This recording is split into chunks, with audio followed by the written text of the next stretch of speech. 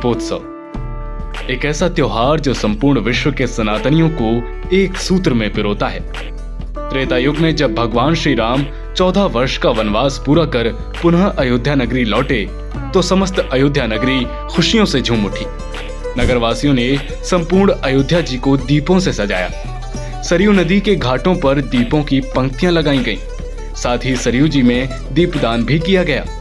नगरवासियों ने उस दिन को दीपोत्सव का नाम दिया और तब से लेकर आज तक कार्तिक मास की अमावस्या के दिन संपूर्ण भारतवर्ष में दीपोत्सव का त्योहार हर्षोल्लास के साथ मनाया जाता है। अयोध्या नगरी ने समय समय पर विभिन्न परिस्थितियों को देखा और सहा है। इसका इतिहास त्याग और संघर्ष का इतिहास है, परंतु इसके इतिहास का सबसे कठोर समय रहा प्रभु श्री रामलला के मंदिर के पुनर्निर्माण का संघर्ष, जो लगभग 500 वर्षों तक चला। और इसकी शुरुआत हुई थी 1528 में, जब दानव रूपी मलिच्छ आक्रांता बाबर ने पवित्र अयोध्या भूमि पर अपने पैर रखे और छल से रात्रि के समय अपने सिपाह सलाहकार मीर बाकी से प्रभु श्री रामलला के मंदिर को ध्वस्त करवाकर वहां बाबरी ढांचे का निर्माण कराया। तब से लेकर 2020 तक अनगिनत राम भक्तों ने त्याग, बलिदान और दुष्टों का संहार करते हुए मंदिर के पुनर्निर्माण के लिए संघर्ष किया। राम भक्त हनुमान रूप धरकर और श्री राम की जयकार करते हुए धर्म युद्ध में उतरे और लगभग 500 वर्षों तक निरंतर युद्धरत रहकर 2020 में विजय प्राप्त की और साथ ही संसार के समक्ष यह उदाहरण भी प्रस्तुत कर दिया कि सत्य कमजोर पड़ सकता है परंतु पराजित नहीं हो सकता।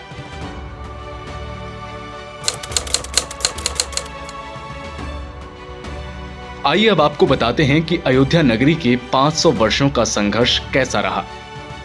यूं तो संघर्ष के 500 वर्षों का एक एक दिन अत्यंत महत्वपूर्ण है और इसकी विस्तृत गाथा को शब्दों में पिरोना ऐसा होगा मानो समुद्र लांघ कर लंका जलाना। परंतु फिर भी हम आपके समक्ष इसके कुछ महत्वपूर्ण बिंदुओं को संक्षिप्त रूप में प्रस्तुत कर देते हैं और वह महत्वपूर्ण बिंदु इस प्रकार हैं। 1528 में जब छल से बाबर ने श्री रामलला का मंदिर खंडित किया तो राम भक्तों का रक्त उबलकर मानो धमनियों से बाहर निकलने लगा और तभी से इस धर्म युद्ध का बिगुल बज गया।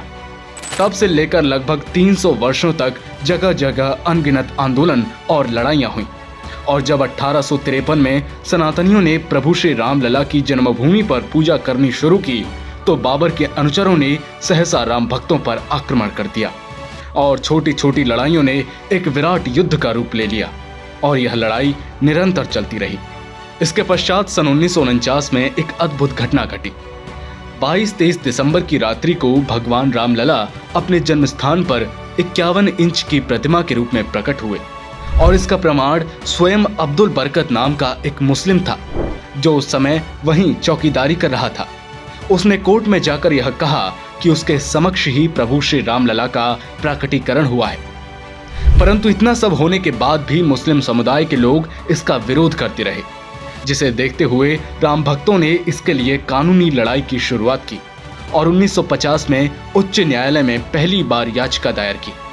इसके बाद वर्ष 1990 में लाल कृष्ण आडवाणी जी ने अयोध्या की ओर एक रथ यात्रा निकाली जिसने हिंदुओं की भावनाओं को बल देने का कार्य किया और 1992 में समस्त राम भक्तों ने आमने सामने की लड़ाई लड़ते हुए अवैध बाबरी ढांचे पर चढ़ाई की और उसे ध्वस्त कर दिया। इसके बाद तिलमिलाई मुस्लिम समुदाय के लोगों ने कई जगहों पर हिंसात्मक दंगे किए, परंतु सनातनियों की आस्था और बल को तनिक भी डगमगा न सके। अंत में एक लंबी कानूनी लड़ाई के बाद कोर्ट में भी यह साबित हो गया कि बाबरी ढांचा प्रभु श्री राम की जन्मस्थली को तोड़कर बनाया गया था और सदैव से ही यहाँ रामलला का मंदिर रहा है। बाबर ने छल और कपट से इस भूमि पर कब्जा किया था। लगभग 500 वर्षों तक चले इस महायुद्ध में राम भक्तों की जीत हुई और 5 अगस्त 2020 को प्रधानमंत्री नरेंद्र मोदी जी ने राम मंदिर के पुनर्निर्माण के लिए भूमि पूजन किया, जिसके बाद प्रभु श्री रामलला का नव्य और भव्य मंदिर आज संपूर्ण विश्व के सामने है। ये तो हुई अयोध्या के संघर्षों की बात। आइए अब आपको लेकर चलते हैं अयोध्या जी के नवीन दीपोत्सव की यात्रा पर। यूं तो अयोध्या में दीपोत्सव का आयोजन त्रेता युग से ही होता रहा है, परंतु कलयुग में मलिच्छ आक्रांता बाबर के कारण इस सनातनी परंपरा पर ग्रहण लग गया। और अंधकार के काले बादल छा गए। परंतु राम भक्तों ने प्रकाश की भांति जगमगाते हुए राम मंदिर पुनर्निर्माण के युद्ध में विजय प्राप्त करने के पश्चात दीपोत्सव की परंपरा को पुनः जीवित करते हुए 2017 से नवीन दीपोत्सव की शुरुआत की। तब से लेकर निरंतर उत्तर प्रदेश सरकार इसे भव्य और दिव्य बनाने का प्रयास कर रही है। यह उत्सव प्रतिवर्ष नए कीर्तिमान स्थापित कर रहा है। इस दिन संपूर्ण अवधपुरी को दुल्हन की भांति सजाया जाता है। सरयू नदी के दोनों ओर पंक्तिबद्ध रूप से लाखों दीप प्रज्वलित किए जाते हैं। साथ ही सरयू घाट पर लाइट शो और लेजर शो का आयोजन भी किया जाता है। इसके अतिरिक्त रामलीला मंचन समेत विभिन्न प्रकार के सांस्कृतिक कार्यक्रम भी आयोजित किए जाते हैं, जिनका लाइव प्रसारण Nepal, America, Britain, Australia, Canada और मलेशिया समेत विश्व भर के विभिन्न देशों में किया जाता है, ताकि अन्य देशों में निवास कर रहे सनातनी जो किसी कारणवश उत्सव में शामिल नहीं हो पाते हैं, वे घर बैठे ही इस भव्य उत्सव का आनंद उठा सकें। इस वर्ष सांस्कृतिक कार्यक्रमों में उत्तर प्रदेश तथा भारत के अन्य राज्यों के कलाकारों के अतिरिक्त Malaysia, Thailand, Indonesia, Myanmar, Cambodia और नेपाल समेत विभिन्न देशों के लगभग 500 से भी अधिक कलाकार प्रस्तुति देंगे। यह उत्सव कई लोगों के घरों के चूल्हों में अग्नि जलाने का काम भी करता है। दीपोत्सव की तैयारियों के लिए जनशक्ति की आवश्यकता होती है, जिससे स्थानीय लोगों को रोजगार प्राप्त होता है। इसके आयोजन में क्षेत्रीय लोगों को विभिन्न प्रकार के कार्यों को संपन्न कराने का कार्यभार सौंपा जाता है, जिसमें मंदिर परिसर और आसपास के क्षेत्र की साज सजावट, दीपदान के लिए दीपक निर्माण, मंदिर परिसर के लिए घी, तेल तथा प्रसाद सामग्री आदि का एकत्रीकरण, खाद्य सेवाएं तथा और भी विभिन्न प्रकार के आयोजनों के सेवा कार्य शामिल हैं। नवीन दीपोत्सव के शुभ अवसर पर 2017 से 2020 तक इसके मुख्य अतिथि उत्तर प्रदेश के मुख्यमंत्री श्रीमान योगी आदित्यनाथ जी रहे।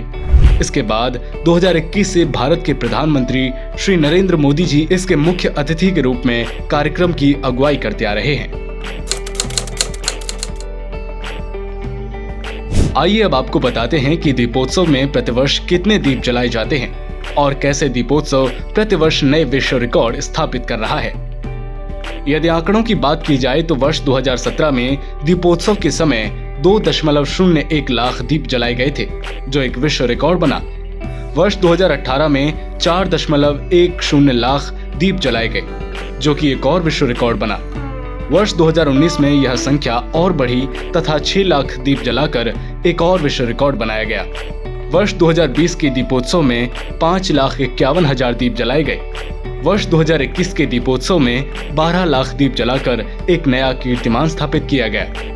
वर्ष 2022 में इसकी संख्या में और बढ़ोतरी की गई और 15 लाख दीप जलाकर एक बार फिर विश्व रिकॉर्ड बनाया गया।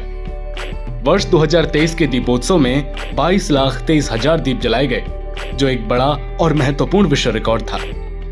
वर्ष 2024 की बात करें तो इस वर्ष अयोध्या दीपोत्सव में सरयू जी के विभिन्न घाटों पर लगभग 25 लाख दीप जलाए जाएंगे, जिससे अयोध्या जी के नाम एक और विश्व रिकॉर्ड अंकित हो जाएगा। इस प्रकार पवित्र अयोध्या नगरी में आयोजित होने वाला दीपोत्सव न केवल भारतीयों बल्कि संपूर्ण विश्व में रह रहे सनातनियों में प्रेम, सौहार्द और उत्साह का प्रवाह करता है। प्रतिवर्ष यह उत्सव विश्व रिकॉर्ड बनाकर न केवल नए कीर्तिमान स्थापित कर रहा है, बल्कि विश्व को भारतीय संस्कृति के प्राचीनतम संस्कृति होने के प्रमाण भी प्रस्तुत कर रहा है। इसके साथ ही इस उत्सव से पल पल सनातन गौरव लौट रहा है।